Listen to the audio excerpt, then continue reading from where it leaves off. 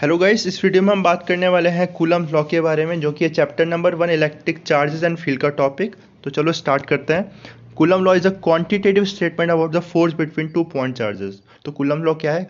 Quantitative statement मतलब कितने amount में फोर्स लगेगा दो पॉइंट चार्जेस के बीच में, मतलब ये दोनों चार्जेस पॉइंट चार्जेस एक दूसरे पे कितना फोर्स लगाएंगे, इसके बारे में हमें कूलम्ब लॉ बताता है। Now when the linear size of the charged bodies are much smaller than the distance separating them, the size may be ignored and the charged bodies are treated as point charges। तो अगर दो charge bodies है और इनका size as compared to the distance between them, जितना distance इनके बीच में है उससे इनका साइज काफ़ी कम है, ठीक है, तब हम इस केस में इन दोनों चार्ज बॉडीज को क्या बोल सकते हैं कि ये दोनों चार्ज बॉडीज क्या है, पॉइंट चार्जेस, ऐसा हम कह सकते हैं। Okay, now Coulomb measured the force between 2 point charges and found that it weighted inversely as the square of the distance between the charges and was directly proportional to the product of the magnitude of the two charges and acted along the line joining the two center।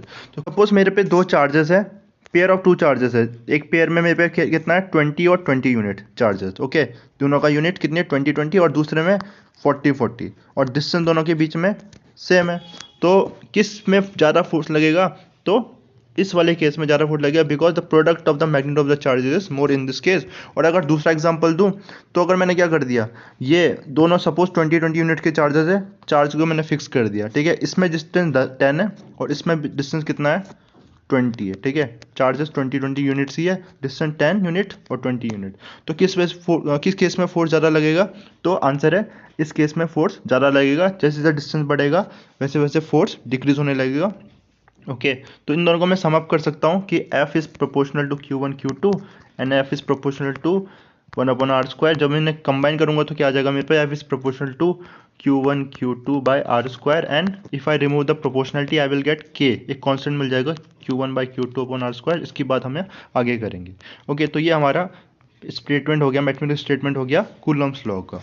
Okay, now how did coulomb arrive at this law from his experiments? Coulomb used a torsion balance for measuring the force between two charged metallic pairs। Okay, तो coulomb ने कैसे ये relation निकाला, ठीक है, तो उन्होंने क्या एक्सपेरिमेंट किया, तो उन्होंने टॉर्सन बैलेंस की हेल्प से फाइंड आउट किया था, ठीक है। अब टॉर्सल बैलेंस क्या होता है? तो टॉर्सल बैलेंस से हम फोर्स मेजर कर सकते हैं। इसके बारे में डिटेल में अगर आपको जानना है तो मैं वीडियो के डिस्क्रिप्शन में एक लिंक दूंगा जिससे आप ये कूलम टॉर्सन बैलेंस को समझ सकते हो। ओके, नाउ तो उन्होंने क्या किया, दो मेटेलिक चार्ज पेयर लिया और उसके बाद देखो, when the separation between two pairs is such that much larger than the radius of each sphere, the charge sphere में भी रिगार्डेड एज पॉइंट चार्जेस। जो भी हमने डिस्कस किया, अगर इनके बीच में सेपरेशन बहुत ज़्यादा है as compared to their size, ठीक है, तब हम बोलेंगे ये पॉइंट चार्जेस है। However the charges on the sphere were unknown to begin with, how then could he discover a relation like equation 1.1। तो जब स्टार्टिंग में तो क्या हुआ उनके साथ, चार्जेस उनको पता नहीं था कि इसमें कितना चार्ज है, तो वो कैसे रिलेशन आप ये निकाल पाए, तो उसका भी आंसर है, ठीक है। तो देखो, Coulomb thought of the following simple way. Suppose the charge on a metallic sphere is Q. If the sphere is put in contact with an identical uncharged sphere, the charge will spread over the two charges। तो देखो, अगर जैसे कि एक charge spare है उनके पास, उनको नहीं पता कि कितना चार्ज है इस पर, तो उन्होंने क्या किया, तो एक और चार्ज अनचार्ज स्पेयर लेंगे और इसको इसके कांटेक्ट में लेके आएंगे, ये क्यू और इसको कांटेक्ट में लेके आएंगे। तो मुझे बताओ कि इसमें अब कितना चार्ज है, जब कांटेक्ट में लाए तो चार्ज क्या हो जाएगा, डिस्ट्रीब्यूट हो जाएगा दोनों में इक्वली। और नाउ दिस इज चार्ज, इसमें हाफ आ जाएगा बाय सिमेट्री और इसमें Q/2, दोनों स्पेयर में हाफ चार्ज आ जाएगा। फर्दर इन अगर और चार्ज को रिड्यूस करना तो क्या करेंगे, ये Q/2 वाले स्पेयर लेंगे और अनचार्ज स्पेयर लेंगे, इसको कांटेक्ट में लाएंगे, तो अब कितना हो जाएगा, दोनों में चार्ज Q/4 हो जाएगा। तो इस तरह से हम जितना हम चार्ज को डिक्रीज करना चाहते हैं, कितनी वैल्यू रखना चाहते हैं, वो कर सकते हैं, जो कूलम ने किया था।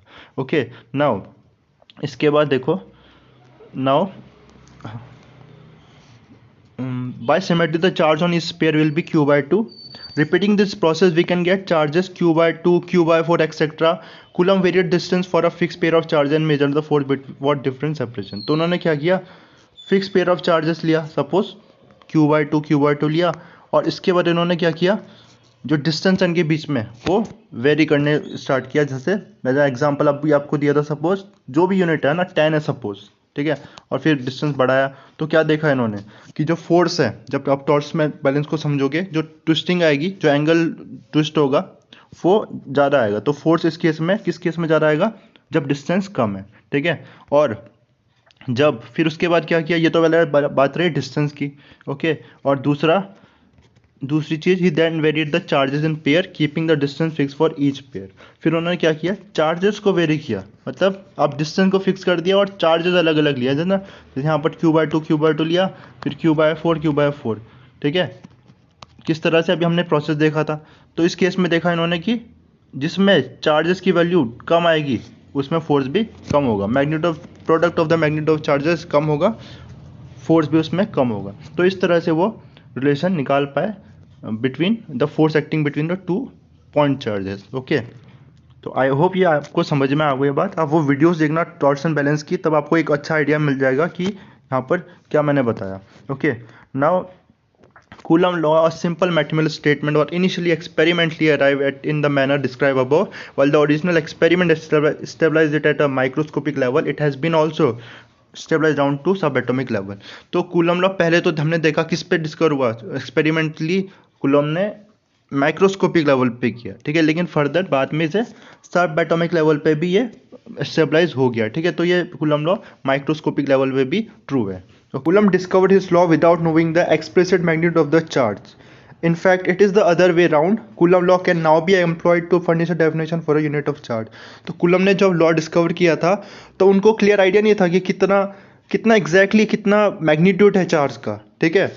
जबकि अब क्या यूज़ करते हैं हम इसको, Coulomb लॉ को यूज़ करते हैं चार्ज की वैल्यू को डिफाइन करने के लिए, चार्ज की यूनिट को डिफाइन करने के लिए Coulomb लॉ का यूज़ करते हैं, okay. In the relation equation 1.1 K is so far arbitrary. We can choose any positive value of K. The choice of K determine the size of the unit of charge. तो K क्या arbitrary है, मतलब कोई भी unit choose कर सकते हैं और उसी के बेसिस पे K की यूनिट जो चूज करेंगे उसके बेसिस पे हमारा जो यूनिट होगी चार्ज की यूनिट उसका साइज उसके बेसिस पे आएगा कि हमने K की वैल्यू क्या चूज की है। जैसे कि ऐसा यूनिट अभी कितने K की वैल्यू 9 × 10⁹, ओके। तो हम 1 कूलम को डिफाइन कर सकते हैं कूलम लॉ से। तो कैसे, F = K Q1 Q2/r²। तो मैं क्या करता हूँ, Q1 Q2 को 1 कूलम रखता हूँ और R को 1 मीटर, एंड केस हमने चूज़ किया था 9 × 10⁹। तो उस केस में F कितना आ जाएगा, 9 × 10⁹ कूलम न्यूटन आ जाएगा, ठीक है। आप डिफाइन करते हैं, देखो कैसे। अगर दो चार्जेस है मेरे पास, दो चार्जेस है, ठीक है, जिनका मैग्नीट्यूड सेम है, ठीक है, सेम चार्जेस है जिनका मैग्नीट्यूड सेम है, ओके। और ये कितने डिस्टेंस पे, 1 मीटर डिस्टेंस पे।